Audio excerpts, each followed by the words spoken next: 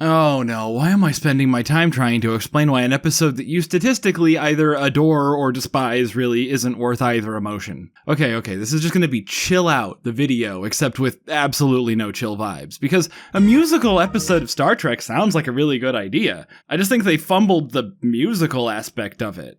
Now, why should you listen to my hot takes about songwriting? Frankly, you shouldn't, but that's not gonna stop me. And to further delegitimize myself, I'm gonna compare Subspace Rhapsody directly to Once More with Feeling. I've got a theory. I have a theory. A lot, because you can't reference it and then expect to get away scot-free. Or will we just suddenly poof into bunnies? It could be bunnies. I would prefer not to be a bunny either. But to address the question on No One Who Matters' mind, the setup of a space anomaly makes everything weird is as tried and true of a setup for a Star Trek episode as something awful happens to Miles O'Brien. And getting out of trouble through the power of a baseline understanding of narrative structure is a trope used in, like, at least 6 of the best Star Trek episodes of all time. Anything in the dictates of poetics? About how to escape from a ship full of insane holograms?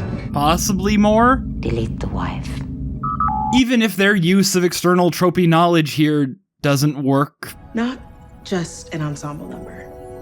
A grand finale. I'm not gonna gatekeep anybody's meta musicals, but the song Uhura is referring to here is usually the act break, where everyone's arc is at their most intense. Buffy did that with Walk Through the Fire. So we will walk through the fire.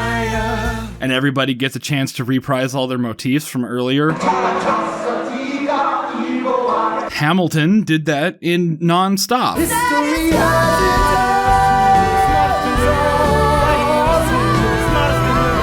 Importantly, my point isn't good, be like everybody else. No. My point is that since they're specifically banking on heightened emotions, giving everyone a chance to reprise and dwell on their arcs before they're resolved is more emotional than a very quick series of resolutions in rapid succession. Our security is only as strong as our unity. Thanks, guys. And if I make captain, it'll be thanks to all of you.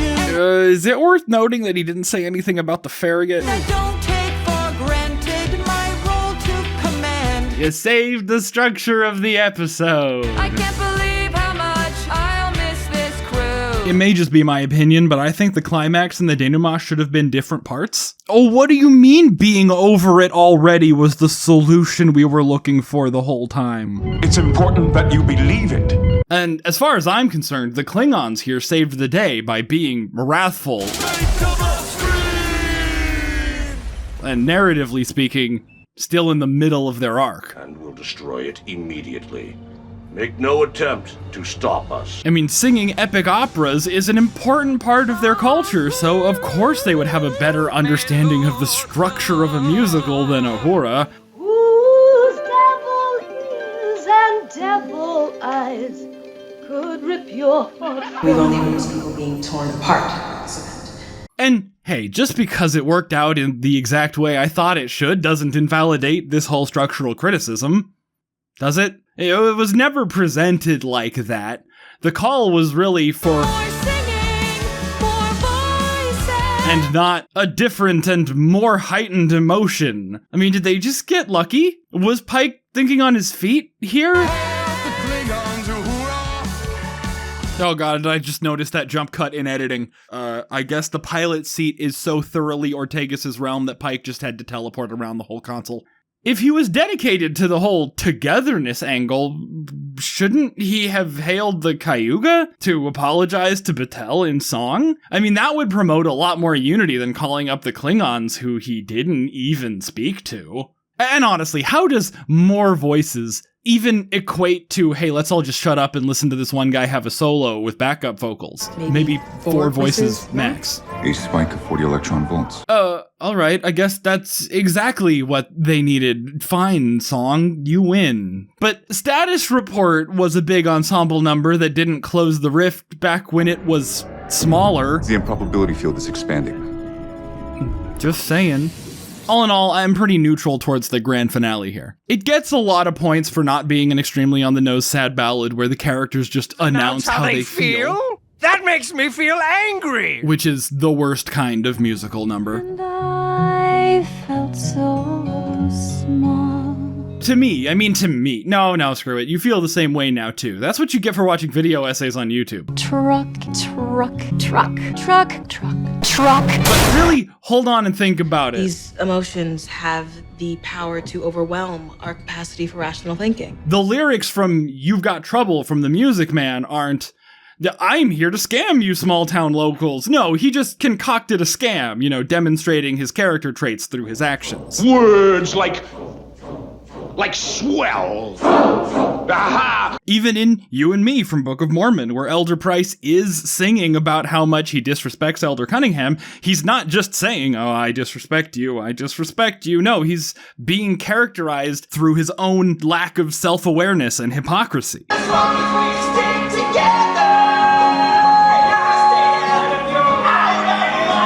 And if you do really love it when characters spell out their motivations in explicit lyrics, can I at least convince you that it hurts the variety? Once More with Feeling has a rocky number. I can lay my body down, but I can't find my sweet release. A jazzy number. You call me and I come a-running. A big band number.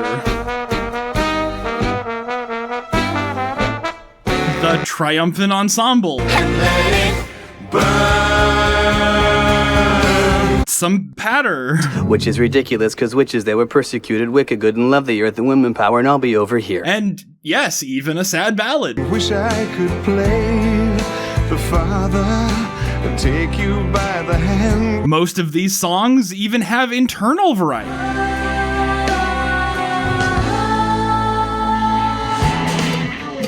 Unfortunately for Star Trek, the bar for a musical episode of a sci-fi TV show has been set pretty high. All across the nation, we trust in defecation. Everything comes down to poo.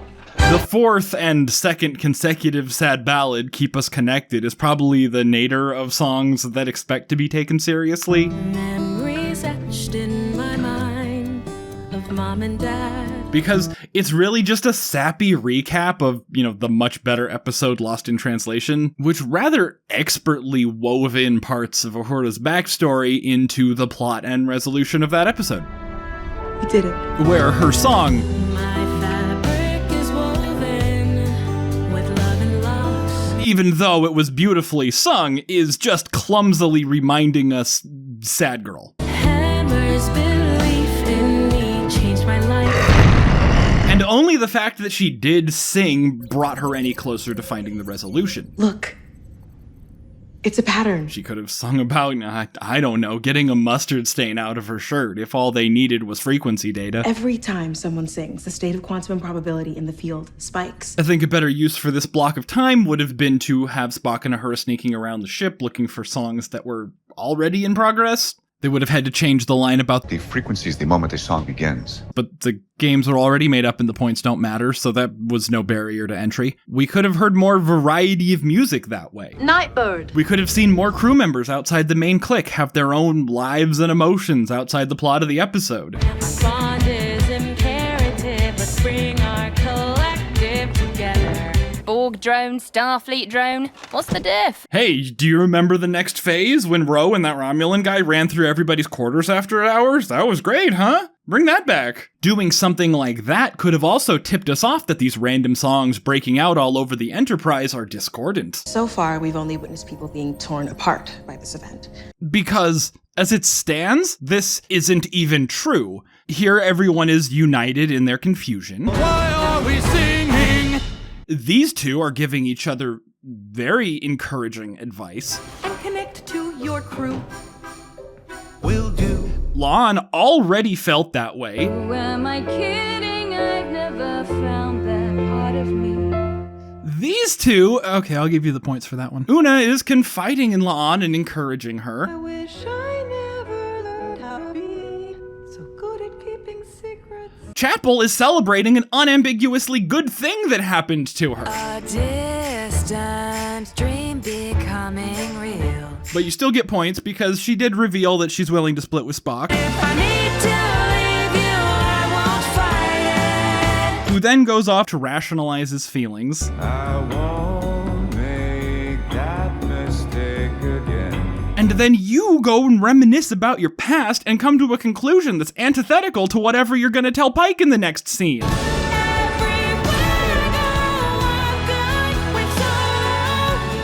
to do that again, but with more. But wait, there's more. A lot more. Uhura intentionally manipulated both of the songs she got any credit for in this explanation of her Olympic-level leap to conclusions. If you go back and look at Private Conversation, Uhura is being actively insubordinate during this scene. I mean, seriously, if you're the communications officer and a captain, any captain says, "Can we have a private conversation in a more discreet location?" It is quite literally your job to patch that call through to like the ready room or their quarters or something. And if your captain is like, "I'm gonna call you back," that's your cue to cut the call. I don't need this. Communications cut, Commander. You don't avert your eyes coyly. Buh. On my first viewing, I didn't think much of it because, you know, the universe is operating on different rules. But then Lon just walks across the room and hangs up the call. She's not even going through the motions here. And her first instinct being to throw Spock's love life under the bus for the sake of a little drama is really messed up. Like that.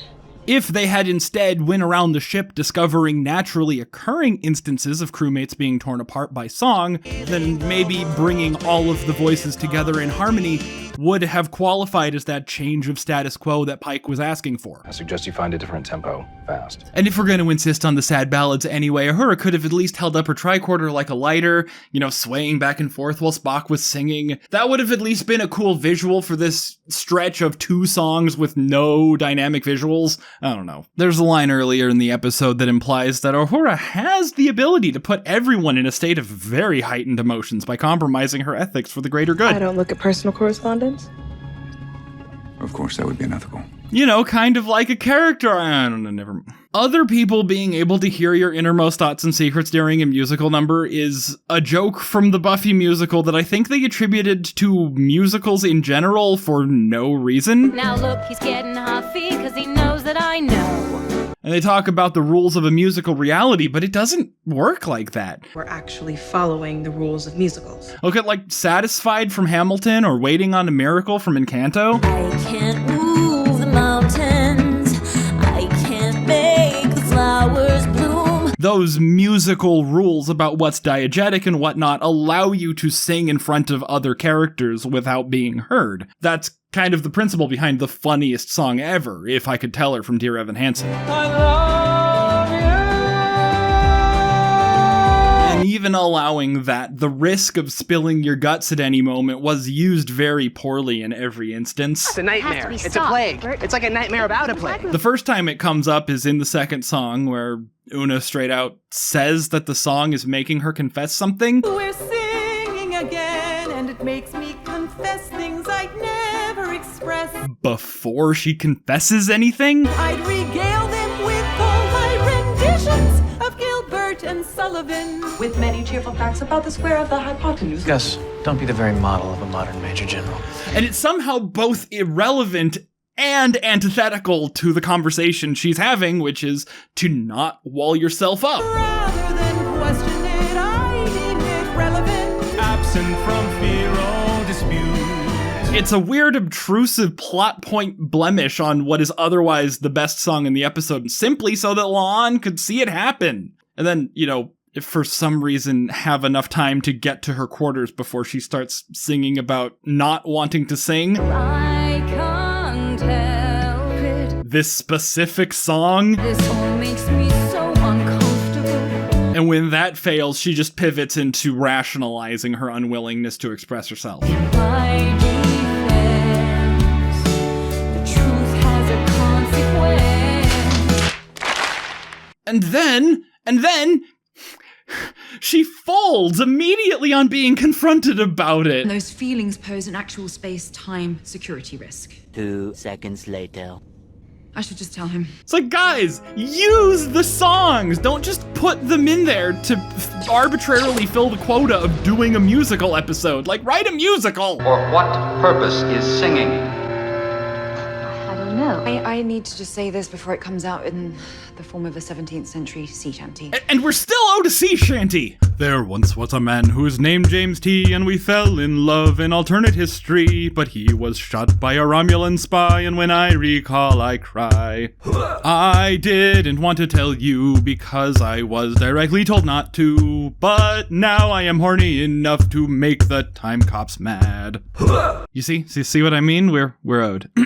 And sorry that my lyrics didn't scan to the rhythm very smoothly. I was just trying to keep it up with the style of the other song. If they were any less lyrical, I would be inclined to give it a pass for sounding like dialogue that was mushed into song form by some quantum nonsense. Uhura, I really needed to hear that. You know, if we got more lines like that. Instead, we get a lot of Spock turning care. She's happy and carefree. And do. I can do the calculus. Into two-syllabled words. The music's bad and you should feel bad. Almost like the people who wrote the lyrics and the people who wrote the music were locked in separate rooms until they were both 90% done. I've been seeing life through camera obscura. Instead, we get this. Sometimes I peek through a keyhole and see people happy, I admit. Dysfunctional sense of rhythm. I have no faith, contented freedom is not free. Permeating the whole musical. That last part didn't fit the rhyme scheme, but sometimes you just gotta get out exposition. Dude. And this isn't something that never ever happens. I mean, the Psych musical made fun of this exact phenomena. Just jam as many syllables you can before the break. You literally cannot make a mistake. It even happens outside of TV musical episodes. Sure as Kilimanjaro rises like Olympus above the Serengeti. But it took me out of the moment, and it's worth criticizing. Not like I could do better. What was I talking about? Oh yeah, revealing your innermost secrets through song. I live in hell, 'cause I've been expelled from heaven. Right. Battelle starts the call already mad. Captain, can we have a private conversation? Which makes perfect sense because, you know, Pike is a bad liar. Is there something you're not telling me, Chris? Of course not. No. That's what this scene earlier in the episode was supposed to be demonstrating to us, right? I know you love a lake. What's wrong? One of Pike's most consistent character traits is how genuine he is. Why should we ally with your federation? Easy. You shouldn't. Chris. And Battelle is a reasonably intelligent woman who can see through his schoolboy tier deceptions. You always do this. You always run away. In fact, if the sexism of the 2260s is anything to go by, Battelle is probably one of the smartest, most capable people in Starfleet. Your world of starship captains doesn't admit women. So of course she can read unsubtle cues like this. You want to go to Creeville for our first vacation together? And Pike is able to manipulate the song into a holding pattern where he doesn't actually end up revealing anything she doesn't already know. About our frustration. About our frustration. This is a private conversation. Which, I'll remind you, is the whole thing already. A switch inside me flips and I'm compelled to hide. This completely fabricated trope, I told you, this is a security threat. Is the central conflict of the episode, and it is not once integrated into a scene properly. Are there any personal reasons that you don't want the assignment? Yes. Any professional reasons? No. Now, just because we're more than halfway through this review and I've really done nothing but complain the whole time, I don't want to give the impression that I hate this episode. It's just more fun to talk about bad things, okay? It's kind of like a C+. So how about a lightning round of the stuff that I really liked? I approve of how fidgety La'an is at the beginning and how she juxtaposes Kirk's confidence. Welcome back to the Enterprise. Thank you, Commander. And it's not just the beginning either. I don't know why I said it like that. And since this is my first Strange New Worlds video, I'll just take this opportunity to mention that I really do like Paul Wesley's performance as Kirk. Mr. Spock, you explained that very well. I almost understood it. He was adapted really well from that 1960s womanizing machismo. What if we could isolate and transport? Subatomic particles. Sorry, I shouldn't have interrupted you because you had that thought first. I really get the impression that he's able to mature into the swashbuckling punch boy we all know and love from TOS. And he sings good. We're singing again. You could really tell that out of all of the male cast members, he was the most into this gimmick. I'd sing, I danced. I had the time of my life. You know, I looked this up to check because I would give the acting more credit if he hated it and just hit it so well in his performance. But no, he liked it. I would rather choke than hear you sing. First of all, it's a than, okay? But what if this is acting? So basically you're like, I would rather choke first, then hear you sing. Is that what you intended? And he did hate it, and he's hiding it super well here, too. This is the trick. This is the performance. Total devotion to his art. Utter self-sacrifice. Oh no, he's already playing 4D chess. No wonder he's able to beat Spock. Certain you don't know what irritation is? I absolutely adore the sense of horror and confusion during the opening number. I'll get to the war core and assess its state when I'm able. I don't want to say it was the most Lovecraftian Star Trek ever got, but it's really up there.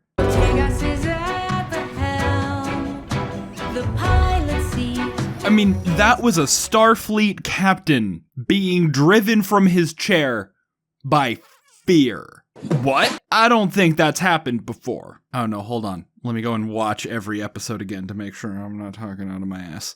I already mentioned that Connect to Your Truth is the best song of the episode, and I swear there are more reasons for that assessment than it not being a down-tempo exposition dump. While it doesn't have the most elaborate choreography out of the musical numbers, I do think it used the background extras the best. Like all the background actors that pass Una as she's singing about how she used to be all shut off and cold-hearted and how those days are behind her, and the crew is just staring at her incredulously and giving her a wide berth. I love Pike's reaction to this alarm going off. Good work, all. What is it? It's a sweet callback to the theme of jinxing it from season 1. You have repeatedly told me that humans have a superstition against calling attention to good things by saying them out loud. Pike's acting is on point, and he really allows you to, like, carry the perception of this episode as a horror. Why are we saying much farther than the first musical number. Even though I wish they leaned into it more, his performance works equally well as, like, a comedy line read about lying to his girlfriend.